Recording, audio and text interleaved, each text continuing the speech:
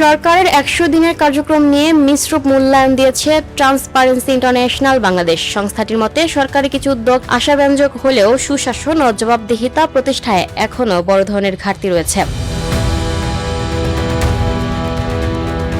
রোববার রাজধানীতে আয়োজিত এক সংবাদ সম্মেলনে টিআইবি এর নির্বাহী পরিচালক ইফতেখারুজ্জামান বলেন, দুর্নীতি দমন কমিশন, মানবাধিকার কমিশন এবং তথ্য কমিশনের মতো গুরুত্বপূর্ণ প্রতিষ্ঠান এখন গঠন না হওয়া উদ্বেগজনক। তিনি অভিযোগ করেন, ৩ মাস পেরিয়ে গেলেও দুদক কমিশন গঠন না হওয়া দুর্ভাগ্যজনক ও বিব্রতকর। একই সঙ্গে বিচার বিভাগের স্বাধীনতা এবং বিভিন্ন প্রতিষ্ঠানে দলীয় পরিচয়ে নিয়োগ নিয়েও উদ্বেগ প্রকাশ করেন তিনি। আইনশৃঙ্খলা পরিস্থিতি, মব সংস্কৃতি ও চাঁদাবাজি দমনে সরকারের ঘোষিত কঠোর অবস্থানের বাস্তব প্রতিফলন যথেষ্ট দেখা যাচ্ছে না বলেও মন্তব্য করেন টিআইবি এর নির্বাহী পরিচালক। এছাড়া অন্তর্বর্তী সরকারের সাবেক কয়েকজন উপদেষ্টার বিরুদ্ধে ওঠা দুর্নীতির অভিযোগ তদন্তে যথাযথ পদক্ষেপ নেওয়ার আহ্বান জানিয়ে তিনি বলেন, আইনের চোখে কেউই জবাবদিহিতার ঊর্ধ্বে নন। সরকারের প্রথম ১০০ দিন নিয়ে টিআইবির এই মূল্যায়ন এখন রাজনৈতিক অঙ্গনে নতুন আলোচনা তৈরি করেছে।